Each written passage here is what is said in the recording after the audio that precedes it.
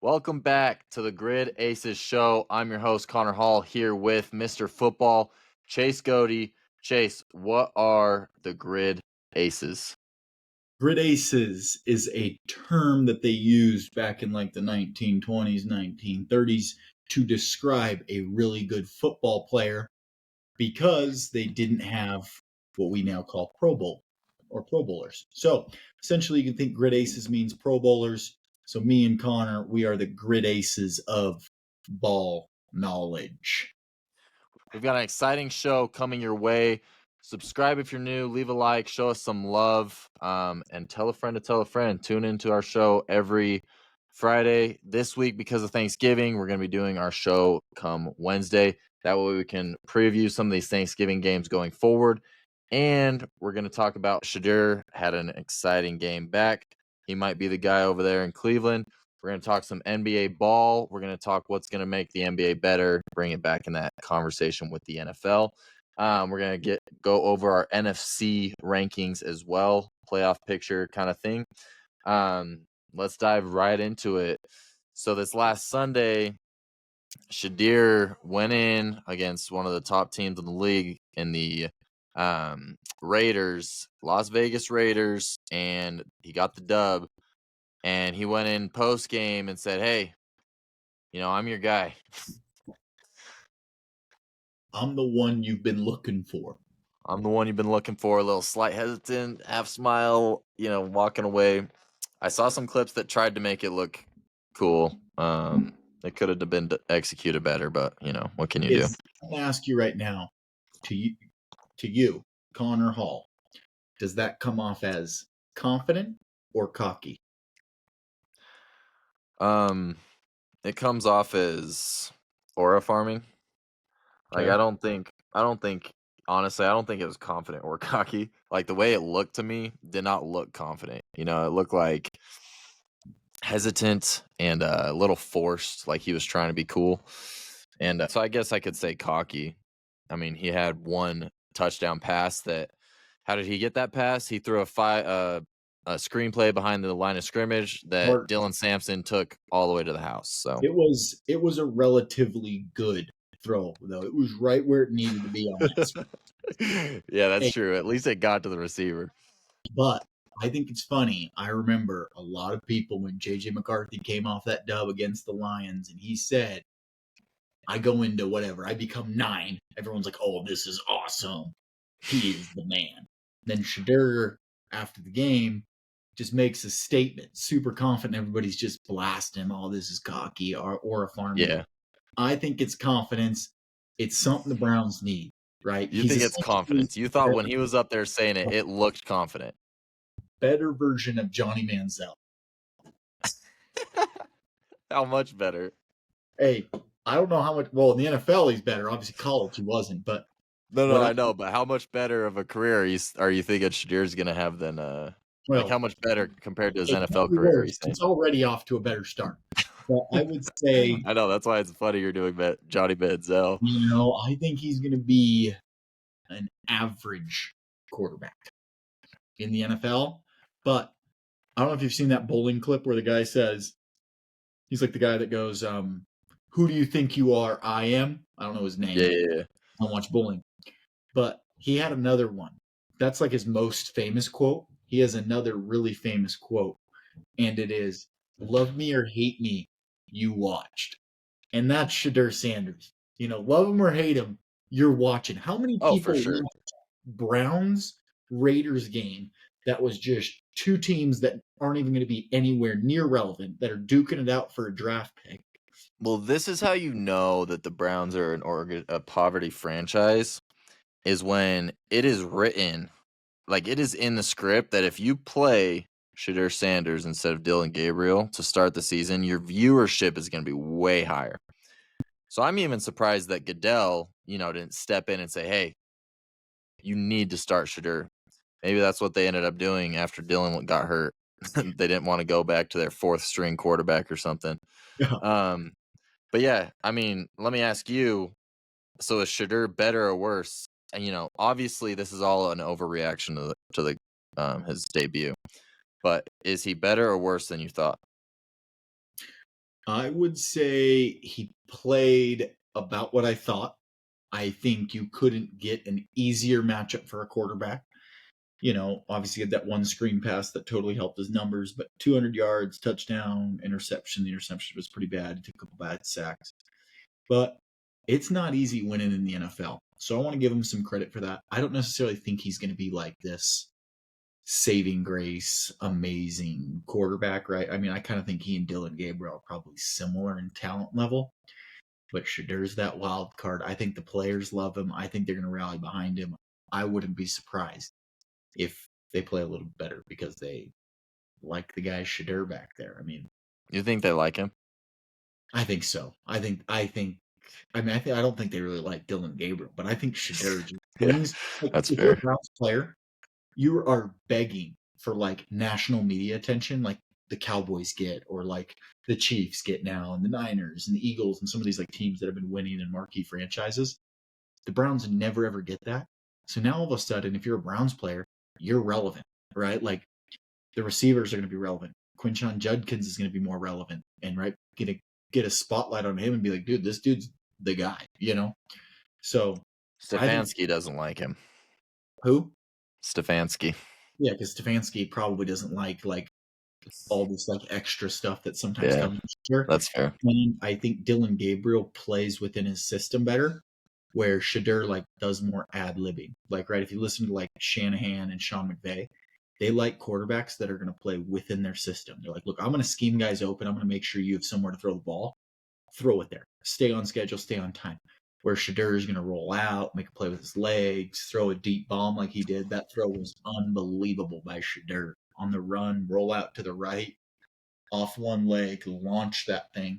Yeah, I think Shedeur Sanders, I mean, I don't think there's a lot going for him because he had, you said it, one of the best matchups he could have had, and he went out and he had 200 yards, a touchdown that he, a screenplay we talked about, and then he had a horrible interception, took a lot of sacks. So, yes, he's exciting for the thought, but I don't necessarily think he's going to be anything crazy in the league. But let's get into our first NBA segment. We've got an insane MVP race. And it's between some of the greats. They're gonna go down as some of the greatest of all time. We got Giannis, Luka, Shai Gilgeous-Alexander, and of course, Mr. Nikola Jokic.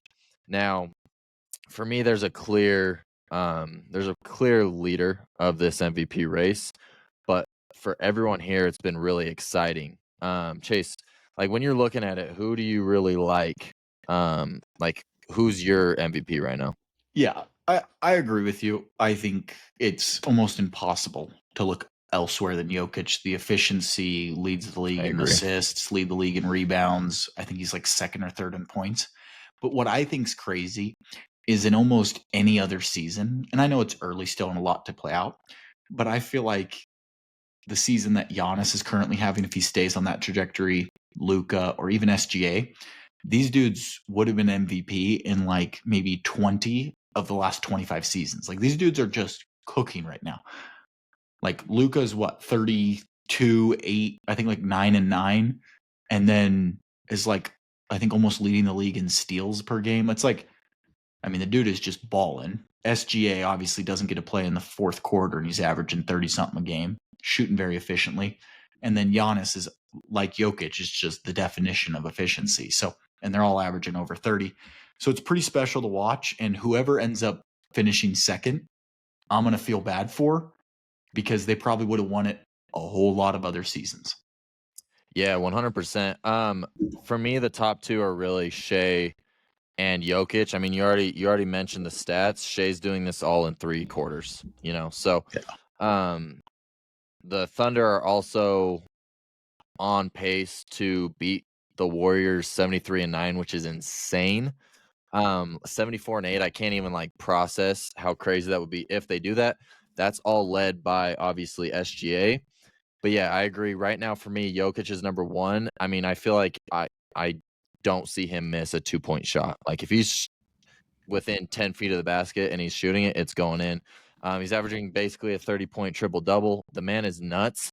If he were to win MVP and win the finals this year, I think he's already, mind you, he's only 30, maybe 31. If he wins that, he's already cemented as a top 10 player of all time, which is insane, in my opinion. So he's doing crazy things. It's between him and Shea for me. The reason Luka's not really in the conversation as much as, he's obviously been insane on the court. Right now it's just games played.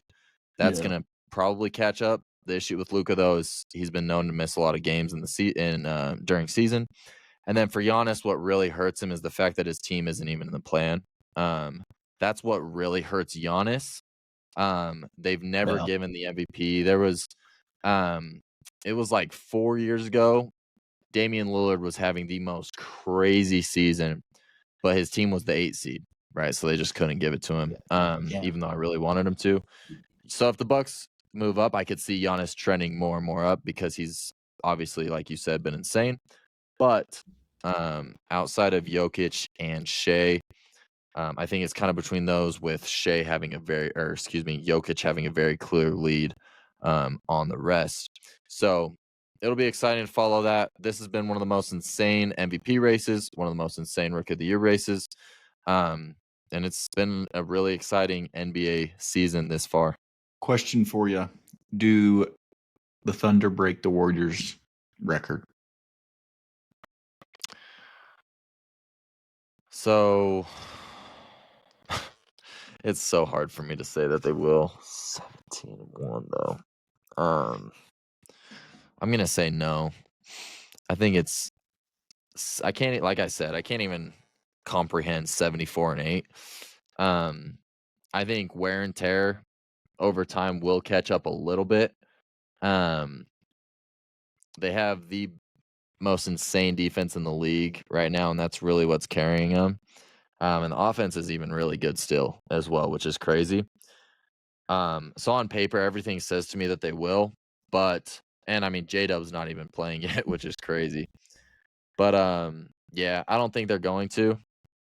Just because 73-9 is insane. When the Warriors did it, it was like, holy cow. Now, can they get to that range? 72-10, 73-9, 71-11, 100%.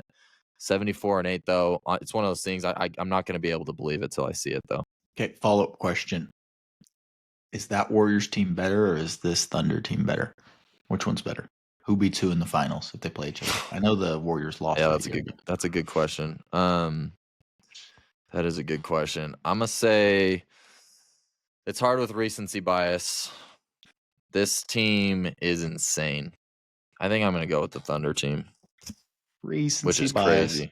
Shout out the Bay Area. We know the Warriors would beat them. Which is crazy. They're nice. The difference would be if the Thunder do this and they win the finals. I think it's really hard to do this well in the regular season. I think it's exhausting and taxing on a team to go then have to win 16 games as well after. So if the Thunder are able to do both, I think it cements them ahead of that team for sure. But I don't know. Right now, it's literally a toss up. I'm gonna lean the Thunder just because. Nope, I take it back. I'm going Warriors. The Warriors are, dude. Steph and Clay were just insane, and then you had Draymond obviously holding it down. The enforcer. We had who was on that team? Harrison Barnes was on that squad. We had shout out to Sean Livingston, Andre Iguodala. We had what's his name? Big ol' Zaza Pachulia. Like, dude, that was nobody's more clutch. Nobody's more clutch than Iguodala and what's his name? Max Kellerman's eyes? Yeah. Yeah, we all know that famous laser clip. beam, baby. Give me Iguodala. Yeah, no, I'll take the Warriors out of respect. Love it. Just because Steph and Clay, but I think the Thunder are creeping up. They're going to surpass them for sure. I watched them in person. The Warriors were up like 20 in the first quarter, and then I saw the Thunder outscore them by 60 through the next 3 quarters. So I fully saw true. You were there courtside. Yeah, they literally do not miss from 3. I think they shot like 65% from 3, and I'm like, yeesh. Oh, I was loving it because you text me.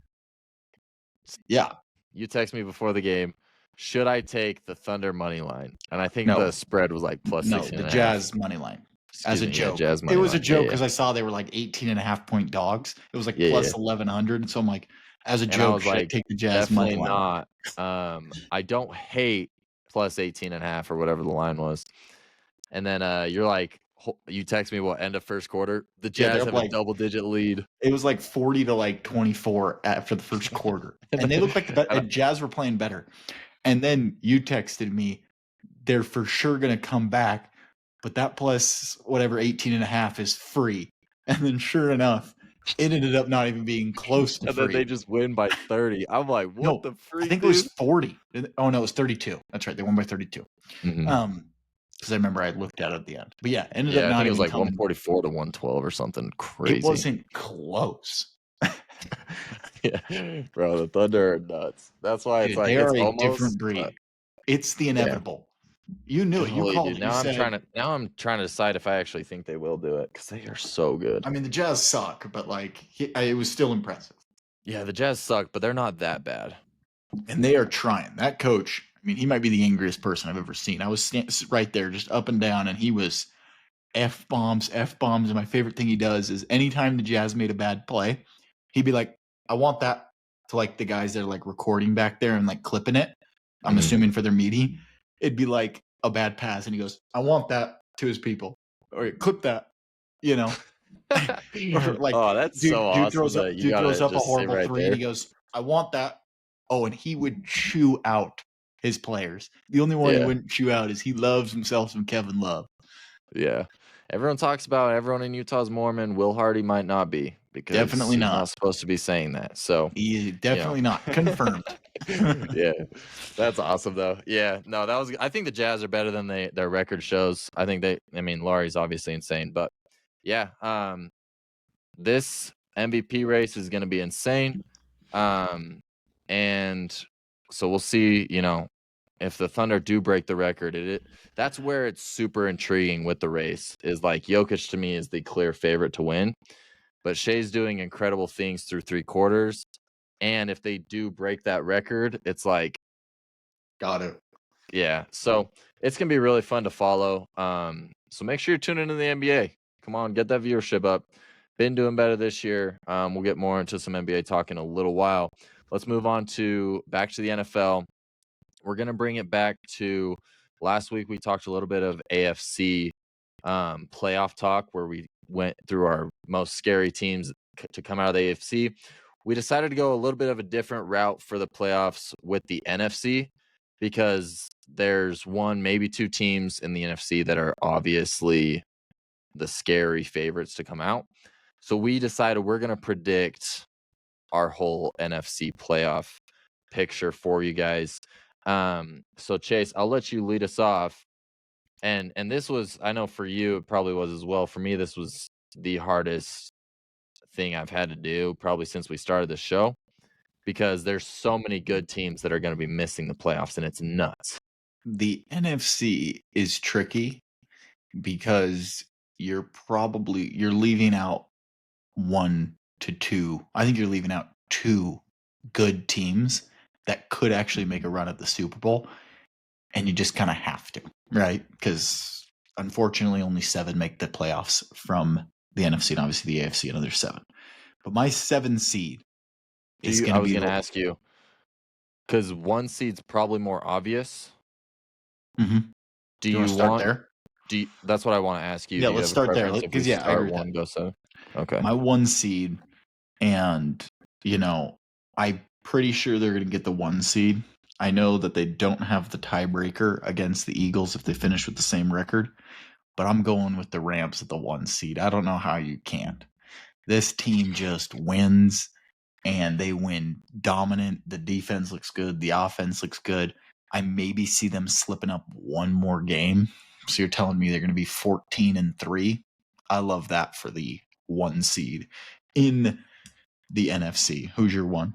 I'm right there with you, man. The Rams are they're unstoppable. I had a little bit of hope that the Bucks were going to go out and compete Sunday night, and it wasn't even a game. Now, granted, Baker got hurt, but it wasn't a game even before Baker got hurt. It was I think when Baker got hurt, it was something like 21-0, 21-7, something like that. So it just wasn't a game at all. And so, yeah, I have the Rams right there, and they're going to get the bye for me as well.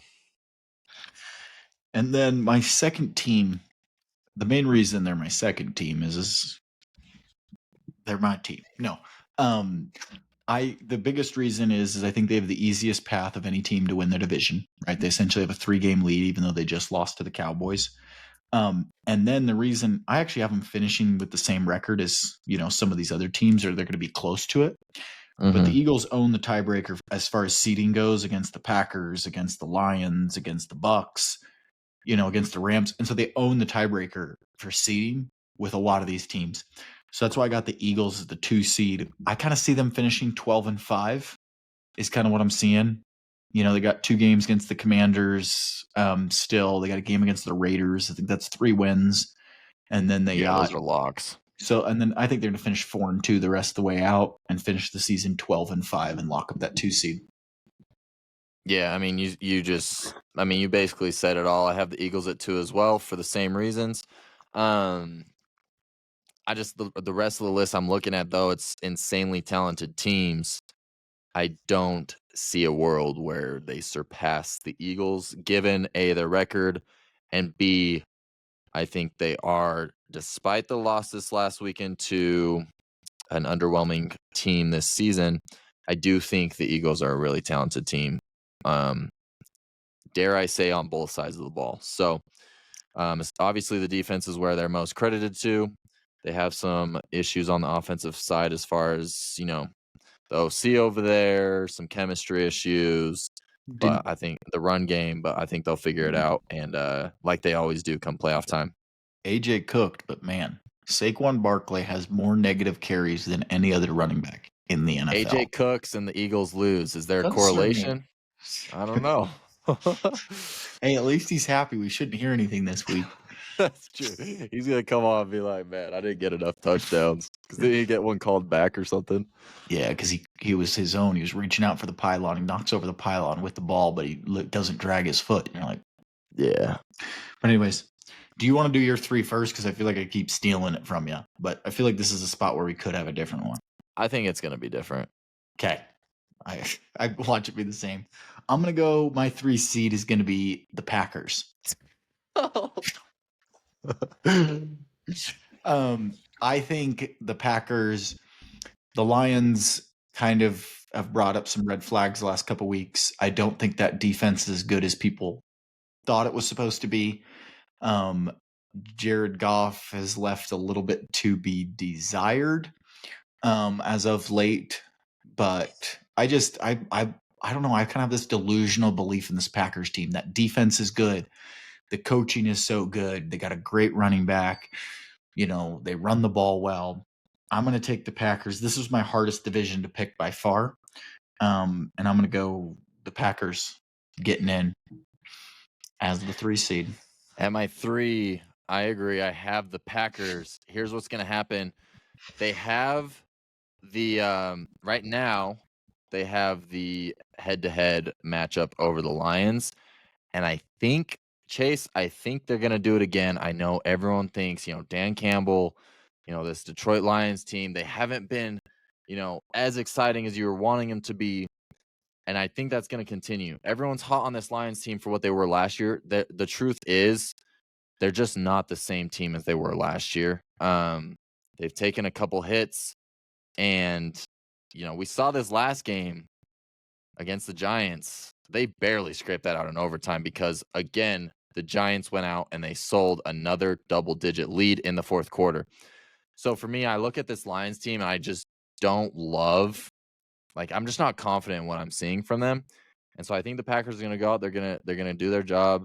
LaFleur, sometimes he gets a little too cute with it, but I think he's going to be it's going to be a big game. I think he's going to get the job done over Dan Campbell. What's funny is when you were trying, and both of us were deciding whether or not it was actually going to be the Packers to win the division, we didn't even mention the team that's currently in first place. Yeah, we'll get into them in a little bit. But yeah, I think Yeah, I think whoever wins this game on Thanksgiving is going to be my pick to win the division, and I think the Packers are going to get it done. So, And listen, Chicago fans, it's no slight to the Bears. Like, they've been doing a great job of finding ways to win, but also it's not been against, like, any crazy teams, and I know there's hope. It's exciting. You bring in, uh, Ben Johnson, and, he's getting a little something out of Caleb, and it's exciting, I get it, but listen, this isn't gonna be their season yet. Alright, just have some patience, but we'll get into them in a little bit. Who you got it hey, for? somebody has to win this division. That's the nice thing about football. You win your division, you get in, even if your record's worse than the wild cards, which it might be. Ain't no way we're gonna have the same freaking I I got mean, the Bucks. yeah.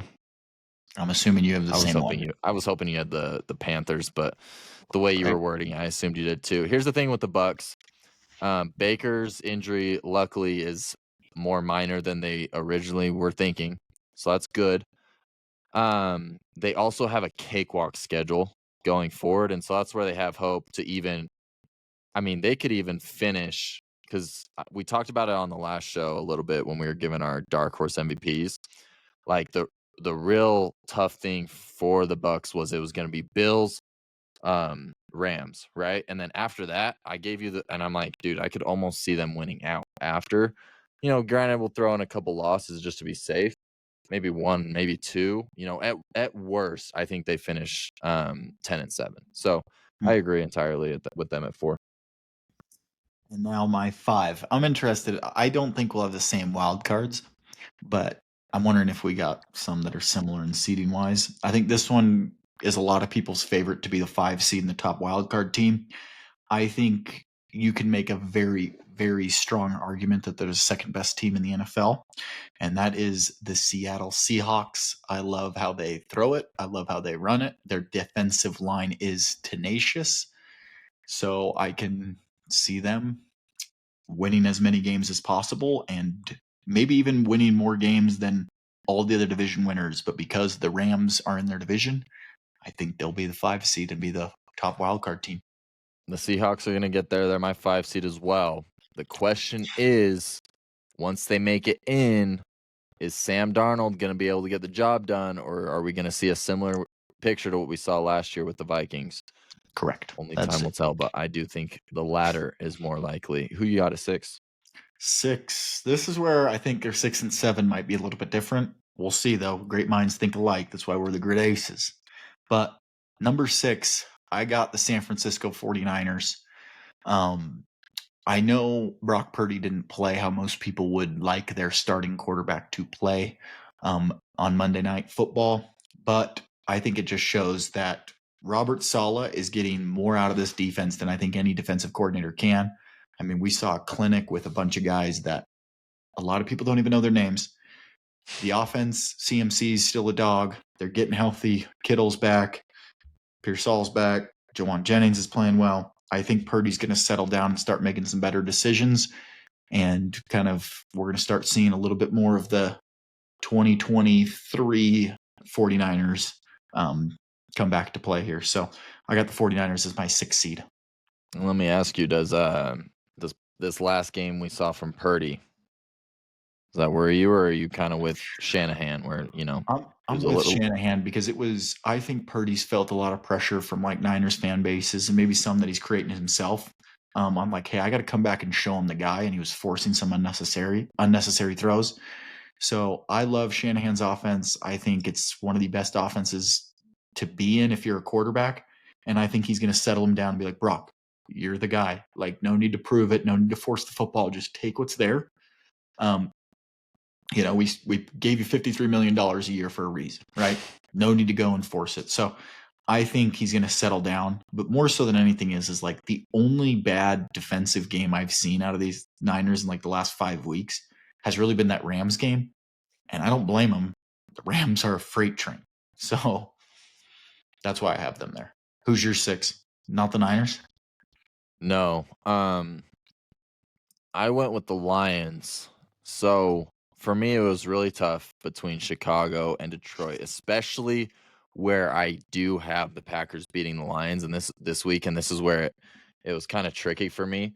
But the Chicago Bears going forward, they play the Philadelphia Eagles, they play the Packers twice, they play Cleveland, so great defense. I could yeah, Shedeur, I could see it being a tough game for Mr. Caleb Williams over there. Now it is home, so that might change things, but Cleveland's one of those teams that sucks, but they're also kind of sneaky. Like they'll creep up on you kind of thing. And Myles Garrett Um, is playing, so that counts for exactly. something. And then you're at San Francisco and then Lions. Like that is a gross schedule rest of the way. And so that's why I ultimately decided to go with Detroit here. Detroit also has a pretty rough schedule. They're going to see the Rams. They're going to see obviously the Packers this week. The Bears are tough, so I lean Lions in that game, but that's not an easy game. And Lions already won earlier in the season, so we'll see what happens there. So yeah, that's why I have the Lions over the Bears essentially at my 6th seed. I have them over my 7th seed team just because I think this team's more complete. I think the offenses comparing them are probably similar. I think the defense is more proven. But yeah, I'll get in my 7th here in a second. Who do you got at 7? I got your 6th seed. I got the Lions at my 7th seed. And I know a lot of people, Bears fans, are going to be. If the Bears beat the Eagles, I'm going to change my opinion and I'll probably throw the Bears in the wild card. And if the Bears win, 100%. If the I'm with Bears you on win, that, it's going to 100%. throw everything off because even if the Bears win, I still think that the Eagles are going to win their division. So it's not going to create any extra spots. If the Bears win, I literally think you might, if you win 10 games, you're out of the playoffs. You have to win 11 to get the wild card.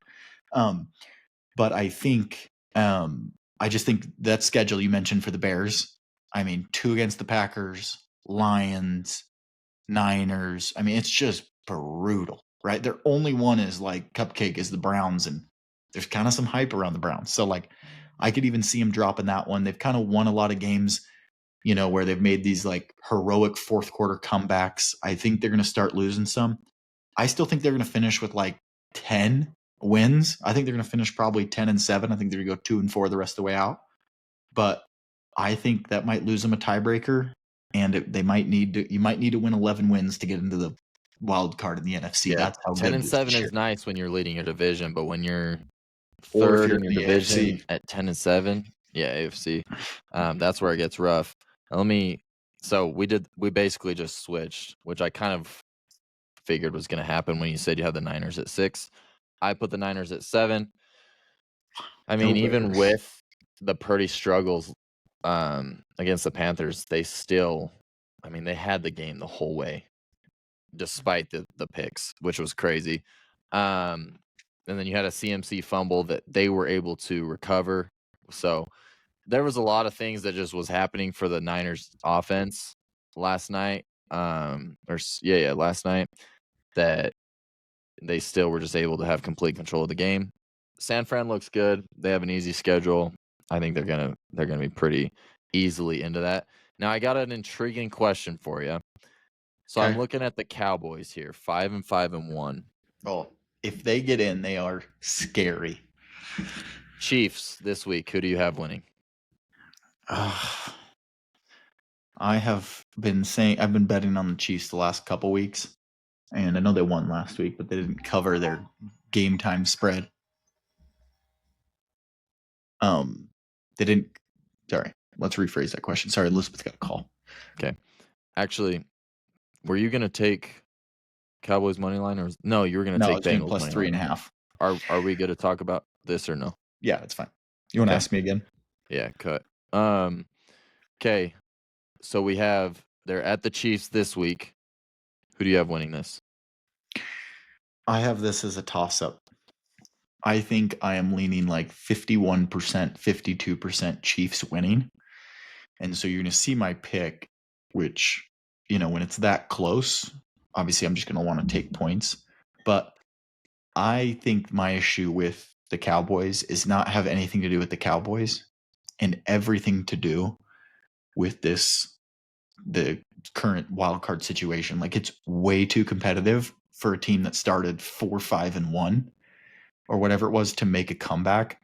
Or what? No, 3-5-1 is what they were at one time. That was their worst. So I think they can literally only afford one loss, and they might not even be able to afford one loss, because if they end up losing to the Lions and that's their only loss, I think that could mean they might not even get in, because that would put them at 10-6-1 with a loss to the Lions, and it helps the Lions obviously be ahead of them. Mm-hmm. So I think they're going to lose. I think they're going to finish the season 4-2, and they're going to be 9-7-1 and not be in the playoffs. You and have I think them losing to the Chiefs? Well, I don't or necessarily have them Chargers? losing to the Chiefs. You just think I have overall? them losing. I think they're going to lose to the Lions. And then I between agree. the Chiefs, the Chargers, and the other, it's still the NFL. Every game's tough. So the Chiefs, the Chargers, and their other 3 games, they're going to slip up one of those. Or the Chiefs, I and can they see get 2. that. So, like, Chiefs, Chargers, and the rest of NFL, it's still the NFL, right? We even saw, like, the Titans be somewhat competitive with the Seahawks. You're going to slip up. So I have them finishing 4-2. And that puts them at 9-7-1, which I have a hard time seeing them win the division. When barring an Eagles collapse, which we know could happen. We saw them collapse in 2023. But like, it's just a little bit too late. But man, if you let this Cowboys team in, I think it is scary. Shout out the Dallas could go on a run. Cowboys. 2-game win streak since they had a little too much fun in Vegas. Maybe something has to be said about that. Built some connection. They're cooking. Obviously, the trades they made at deadline have helped them a lot as well. Yeah, I mean, it's not an easy schedule by any means. Is it doable? Sure. Is it likely? Probably not. But yeah, I thought I'd ask. Now, Eagles, Rams. I'm assuming. I mean, we can throw the Packers in there as well. But of these teams, matchup base, all that goes. So let's say the Rams get the 1 seed like we predict, right? Because I feel like I would confidently say Eagles if the Eagles had the 1 seed. I don't feel like the Rams really perform great in Philly. But Rams have home field advantage. Are you how confident are you in the Birds? I mean, I don't blame you. So the funny thing is I know everyone's coming at, the Eagles offense this year. Super valid. Definitely should be. My issue isn't with the passing game.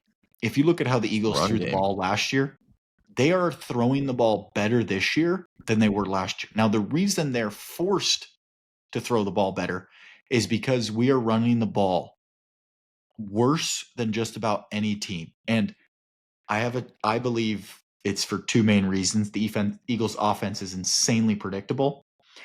The second reason is the O-line is playing a lot worse than it did last year. Last year, it was the best or top 3 offensive line in football. They're actually still pretty good in pass pro, so in pass protection.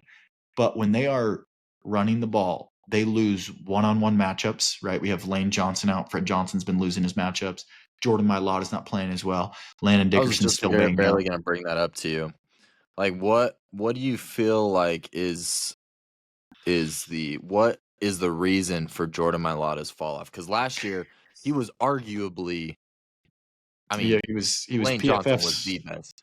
Yeah, he was one of the best. Like, what's happened to Mailata?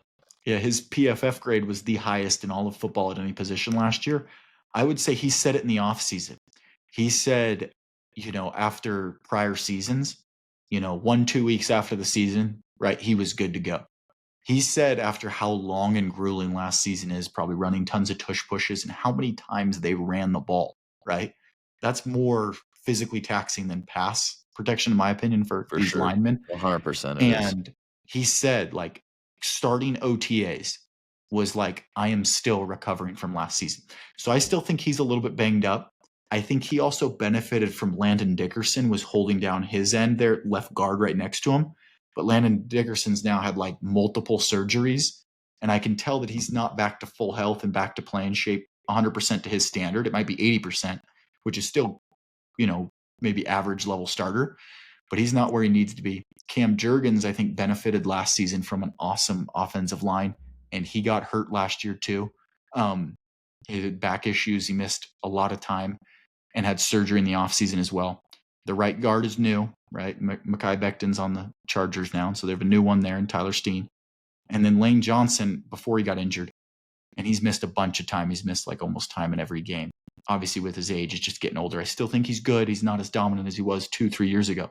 Still really good, but obviously availability is super important. So the Eagles' offensive line is playing way too bad.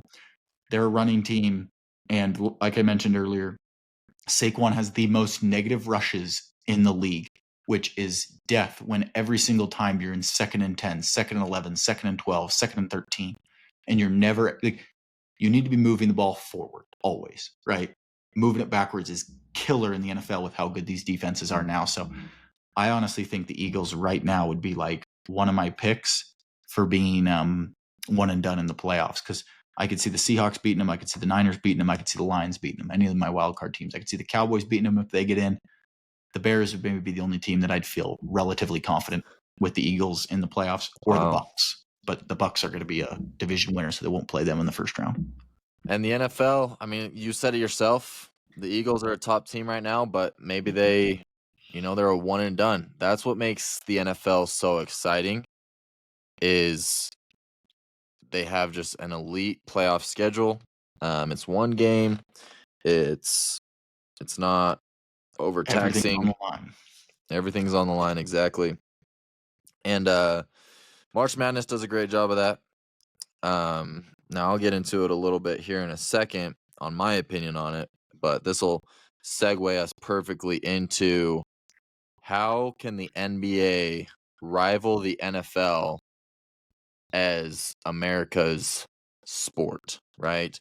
Little while back, give a few decades ago, we had, NBA was on top, maybe not necessarily on top, but it was NBA and NFL, right? Like everyone was watching the NBA playoffs, everyone was watching the NBA. It was exciting, it was electric. Now, we talked about it last show, viewership's up, but a lot of that is probably due to the way they're streaming games now, more so rather than interest from fans to begin with.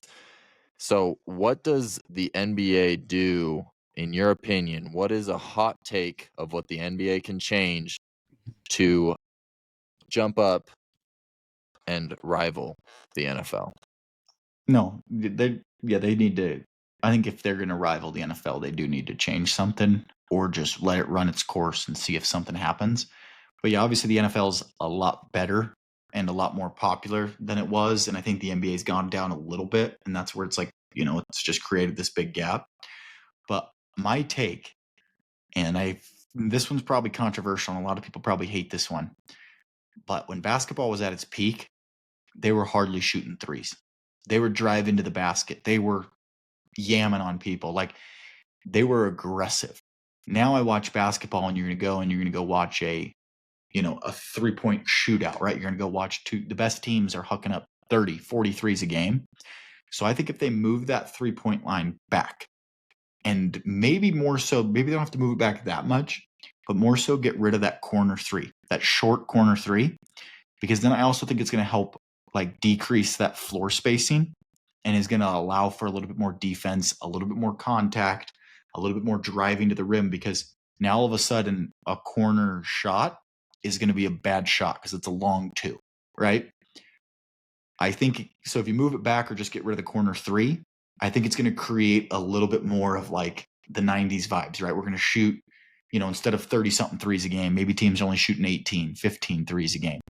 And maybe if you move it back, like some of the most electric shots are when I see Steph Curry pulling up from just inside half court, right? And maybe it's just the guys that are really good shooting threes now. So I think it's a combination, either getting rid of the corner three or moving it back and getting rid of the corner three as well, to obviously create just some epic, awesome basketball played in the paint where we see elite athleticism. Because from my standpoint, right, I'm pretty much a casual NBA fan. When I watch the NBA, I want to watch them do stuff I can't do. I can go occasionally, pull up from three with nobody on me, and make one if I get a kick out, right? I'm not going to make it near at the clip they're going to make it at, but I I don't can know, do that. dude. The homies call you Steph Jr. sometimes. Yeah, for real. But what I know I can't do, I can't run like these guys.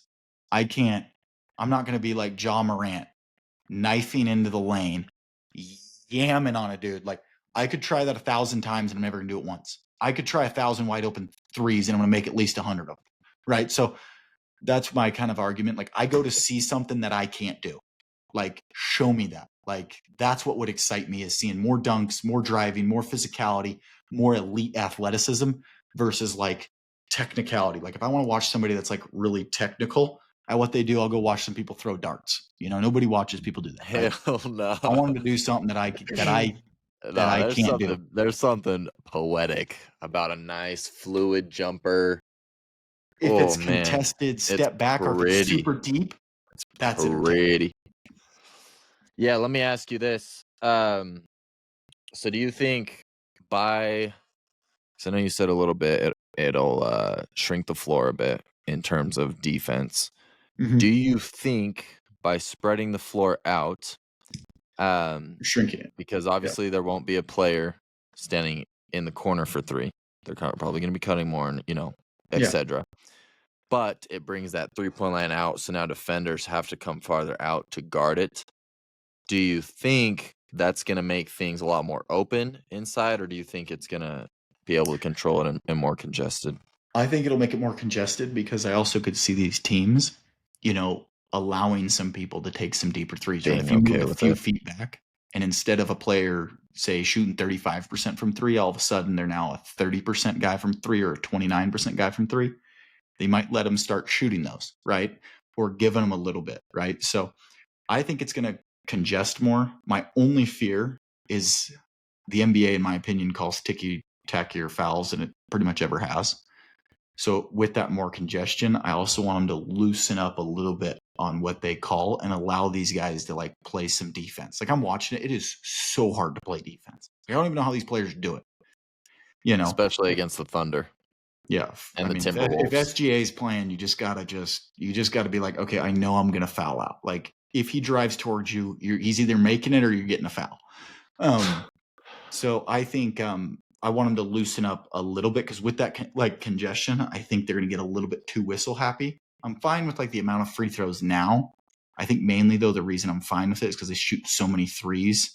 So we are seeing like less free throws than in like the 90s, but it's only because 43s are being shot instead of 5. So there's 30 less attempts in the paint. Yeah, there's just way less movement down low, and yeah.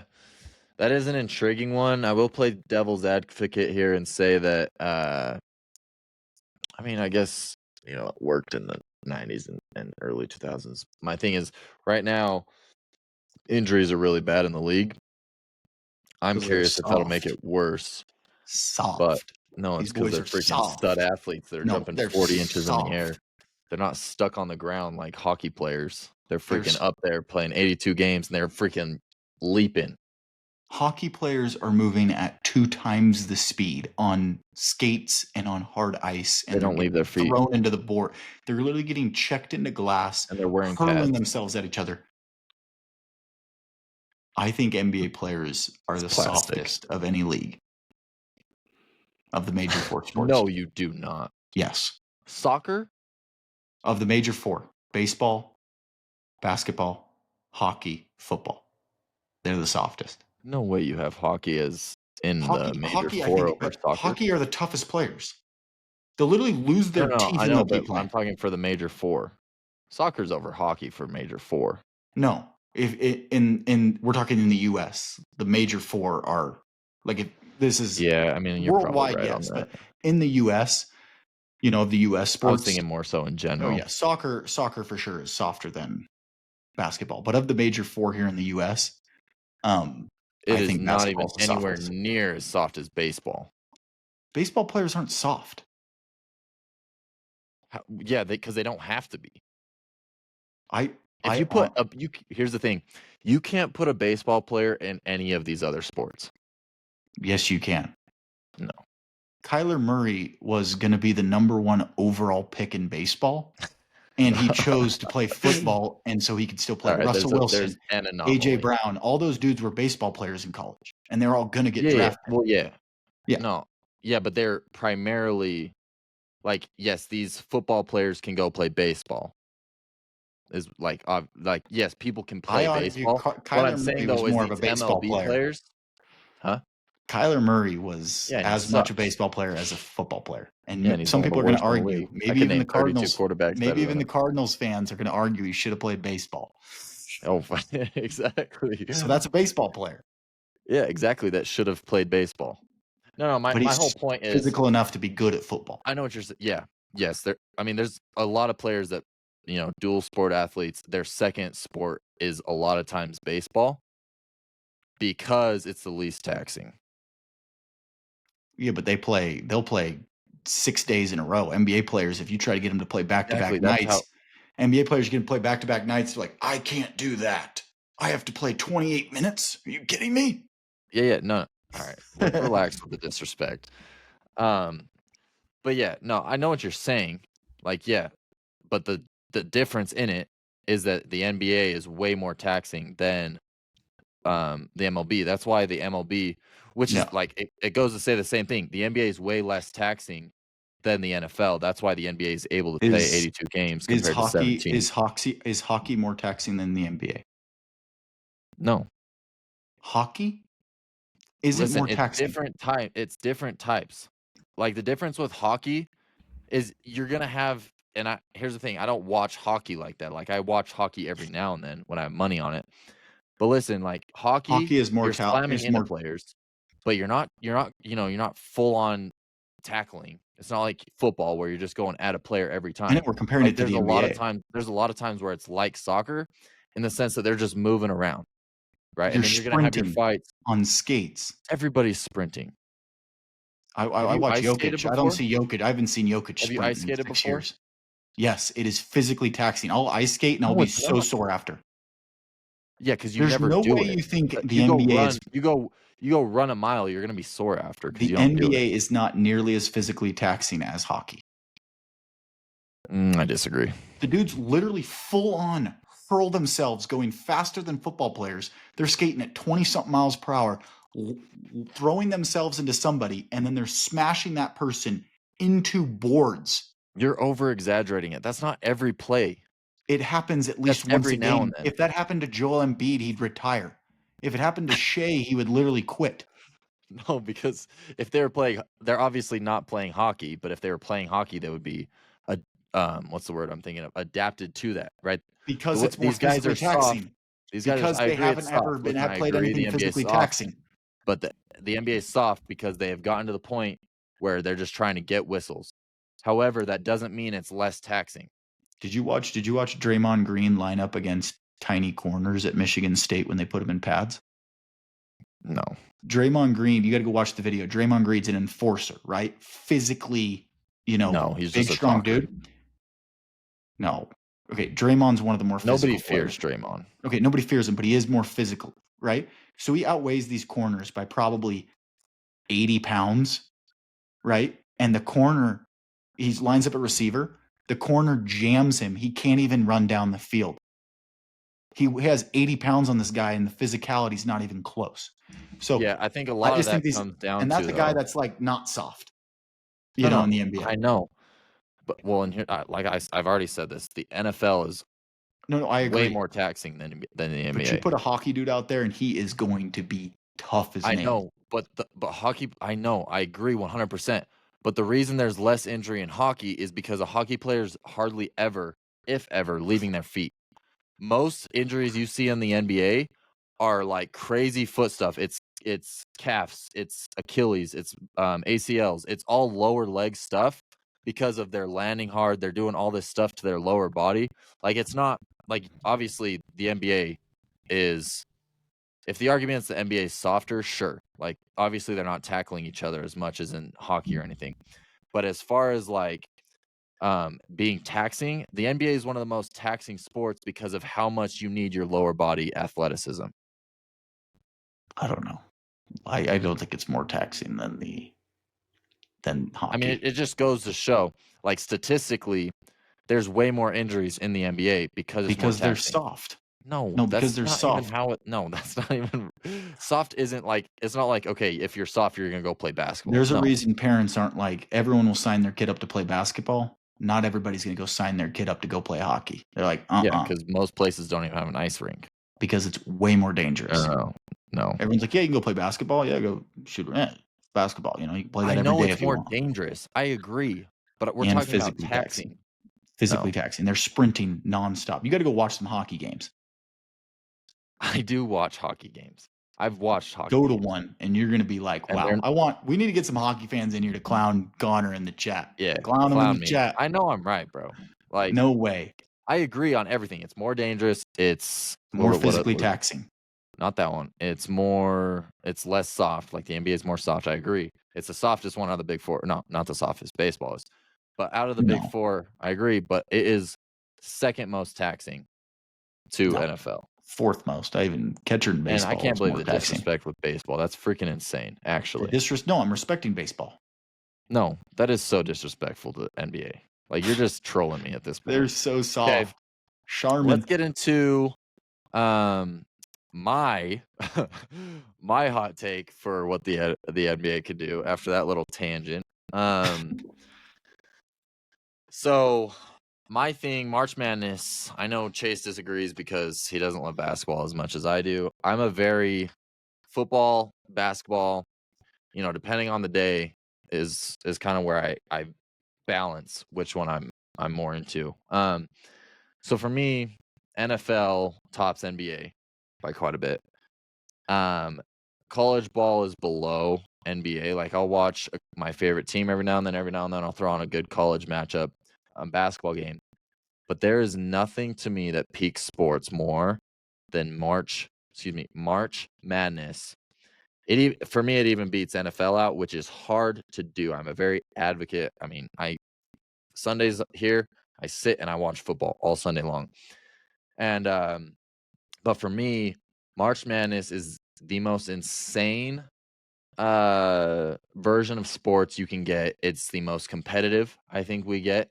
Every athlete out there is working hard. I think the harder compared to anyone else in sports, because March Madness is just so important. I don't know how it got this way. You get 64 teams trying to, 128 teams trying to do the thing, and you get crazy upsets. It's exciting. Why, Chase? It's 64, but it's fine. Okay, so you get 64 games, 64 teams matching up to do the thing, and you get crazy upsets. You get electric moments. And why, Chase, is that? Because everything's on the line. If you lose, you go home. Win in advance. One game. And that's exactly what I think the NBA needs to do, is they need to take out these 7-game series. Shoot, I'd even be okay with if they half the regular season games to do something similar to what college does, to where instead of a game every other night, it's, okay, we have 1, maybe 2 games a week that we're rooting for, we're excited for. Maybe 3 at the most if they're in a tournament or something. You get 1 or 2 games that you're excited for, right? It means a lot. There's a lot more on the line. Now, listen, I know that's going to hurt. That's going to hurt all-time stats and attributes and accolades and all these comparison things throughout the league. That does hurt. I don't know off the top of my head the solution for that. But I think as far as making the game exciting again and getting it back up to that peak, I mean, it even gets this man Chase on the couch watching basketball for 8 hours in a day. And the only time I could get Chase to watch a basketball game is if we're going live or we're putting money on it. This man will sit and watch March Madness all day. And that's fair. And so that's peak. That is peak sports right there. And I think if the NBA were to do that, it would get a lot of people interested. So listen, Adam Silver, if you're a fan of the show, take my advice. It'll probably do you something good. I really like the idea. I think it's an awesome idea from a fan standpoint. The only issue is it will never happen, because who owns the NBA? The owners of the basketball team. Yeah, right? It's not enough money for them. What do they care about? Their biggest way they make money is through their pockets.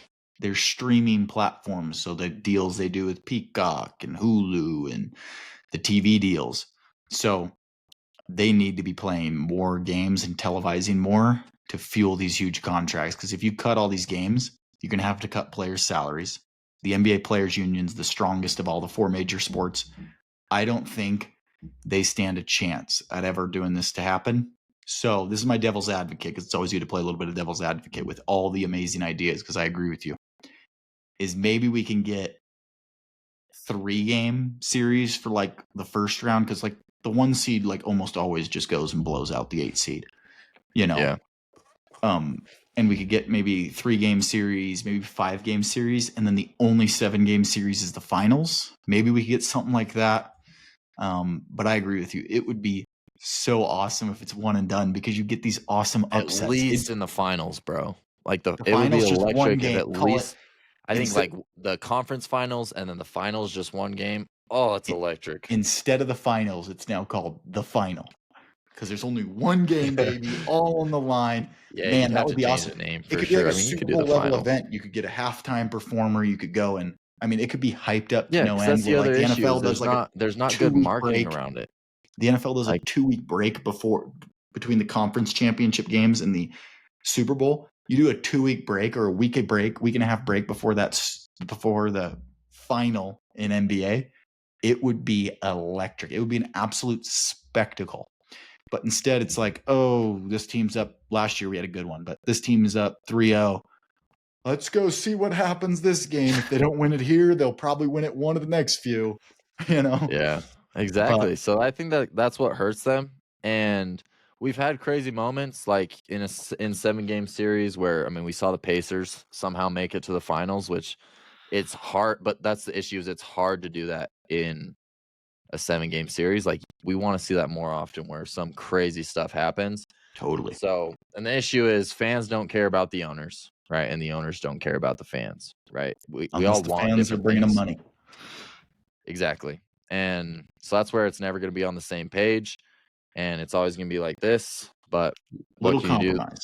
That's our hot takes for what the NBA can do. Let us know down below if they're fire takes or not.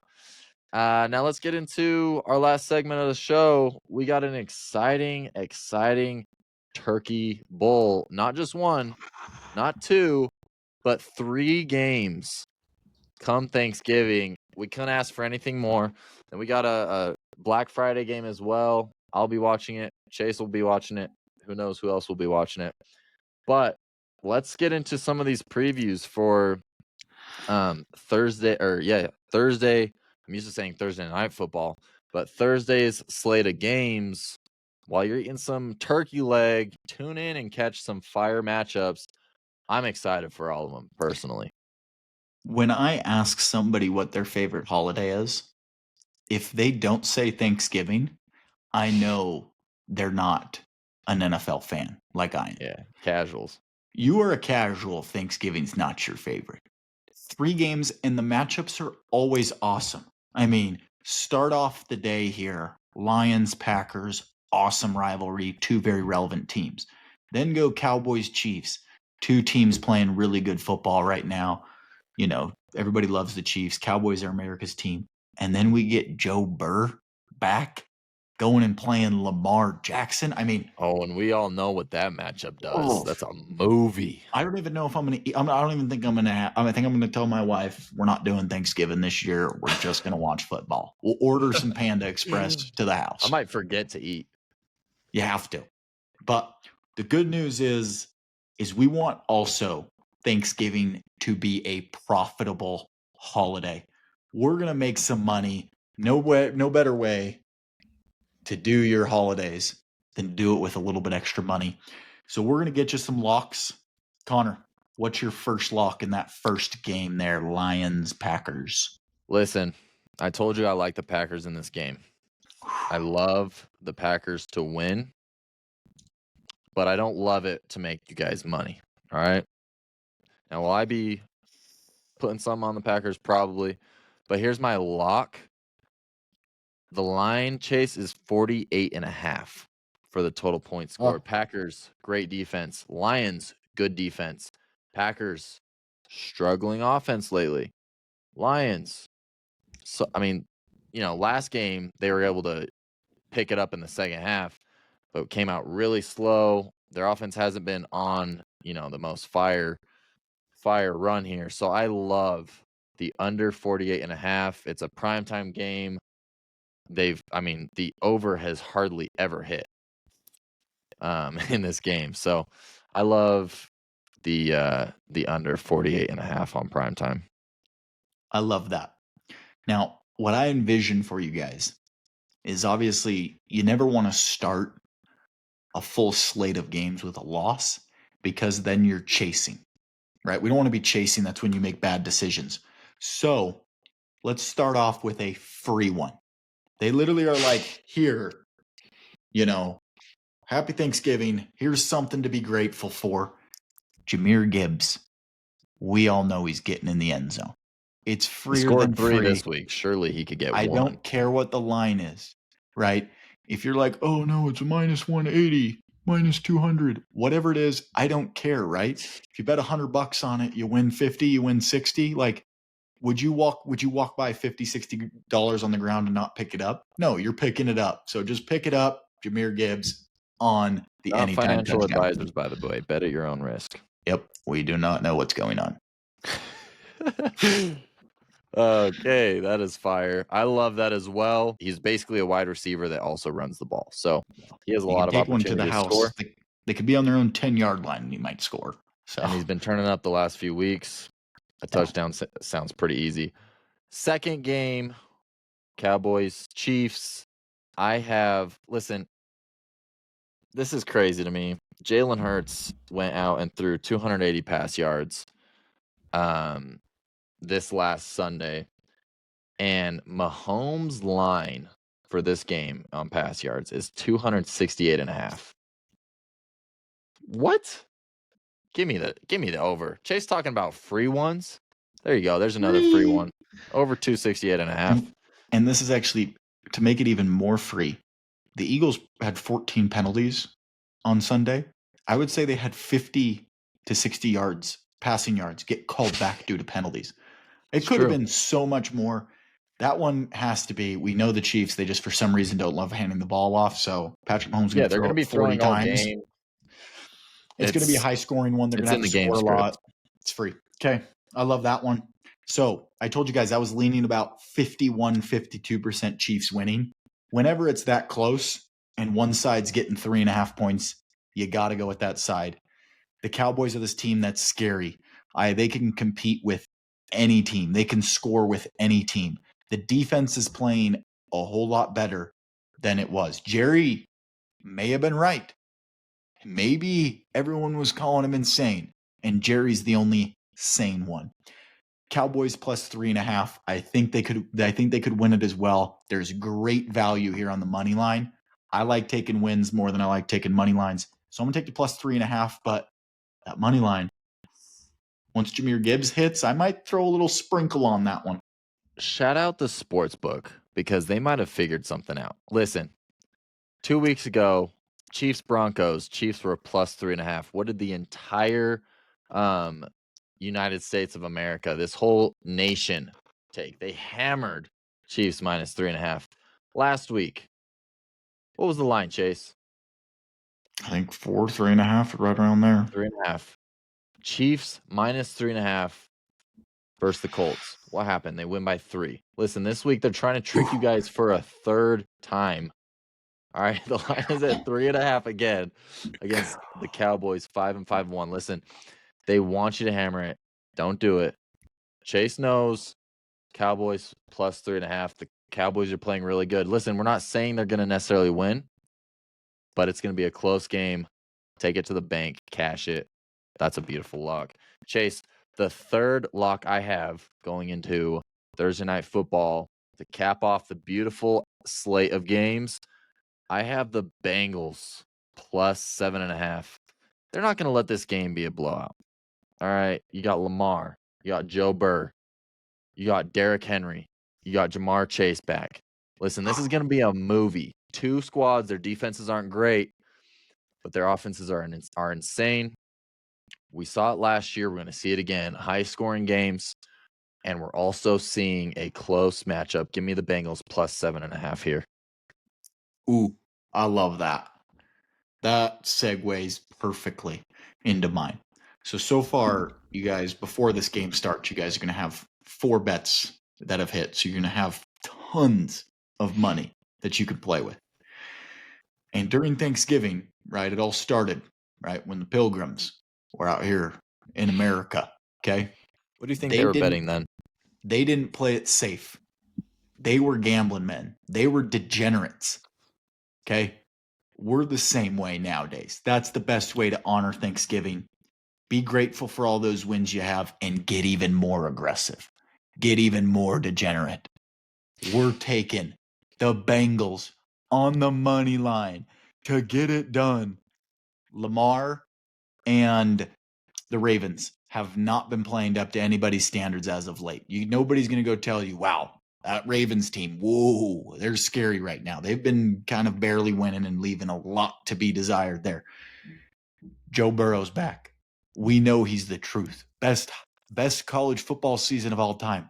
He is going to huck that ball at Jamar all day. We know they can score. It's going to come down to a final drive. McPherson kicks it.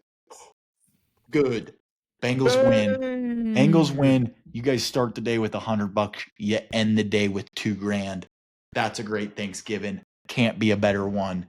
You're full. You got a lot of money. And man, it was a fun day of football.